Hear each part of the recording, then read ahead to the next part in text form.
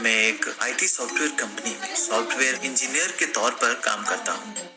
मैं अपने काम को लेकर कुछ ज्यादा ही सीरियस रहता हूँ, जिसके चलते ऑफिस से रोज देर रात घर आना ये मेरे लिए एक आम सी बात हो गई थी। रोज की तरह उस दिन भी मैं ऑफिस से लेट वापस आ रहा था। दिन भर के काम से बहुत थका हुआ था मैं, इसलिए गाड़ी तेज चला रहा था ताकि जल्द से जल्द घर पहुंचकर थोड़ा आराम कर सकूं। घर के रास्ते एक सुनसान जगह पर एक औरत अचानक मेरी गाड़ी के सामने आई, जो हाथ हिलाकर मुझे गाड़ी रोकने को बोल रही थी। उसे अचानक मेरी गाड़ी के सामने आता देख मैंने जोर की ब्रेक लगाई और गुस्से में कहा, अरे मैडम मरना है क्या?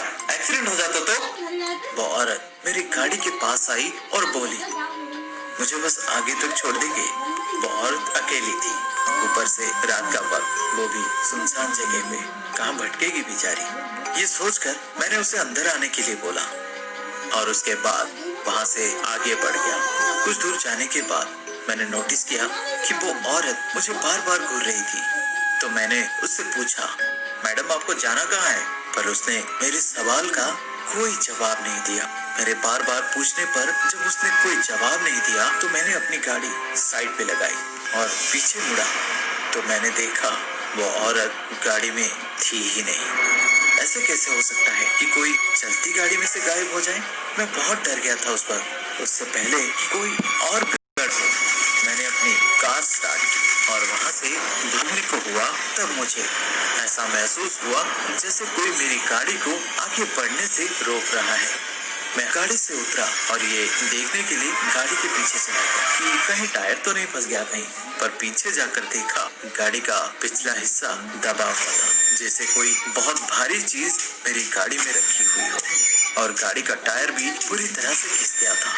मुझे समझ नहीं आ रहा था कि आखिर ये सब हो क्या रहा है। और तभी एक आवाज ने मुझे हैरत में डाल दिया।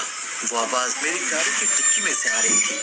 ऐसा लग रहा था जैसे कोई मेरी गाड़ी की डिक्की में था और वो मुझे डिक्की खोलने के लिए कह रहा था। ये देखकर मैं दौड़ता हुआ गया और डिक्की को अनलॉक किया और मेरे अनलॉक करने के साथ डिक्की एक झटके से खुला। पर हैरानी की बात तो ये थी कि ना ही डिक्की में कुछ था और ना ही किसी को उसमें से निकलता हुआ मैंने देखा। और उसके साथ ही गाड़ी का पिछला हिस्सा जो थोड़ी देर पहले दबा हुआ था वो वापस से ठीक हो गया। ये देखकर मेरा खून जैसे जम गया था। ना मैं कुछ बोल पा रहा था, ना ही मैं चीख पा रहा था। मेरे मुंह से आवाज ही नहीं निकल रही थी। मैं बहुत डर गया था उस वक्त। मैं फौरन कार में गया और उसे स्टार्ट करने लगा।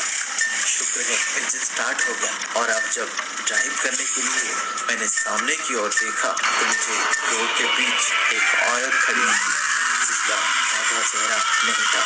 वो इतना भयानक दिख रही थी कि उसे देखकर ही किसी को हार्ट अटैक आ जाए। मैंने ईश्वर का नाम लिया और तेजी से वहां से निकल गया। उसके बाद मुझे इतनी तेज बुखार हो गया था कि उसके चलते 3 दिन तक मैं घर में ही पड़ा रहा।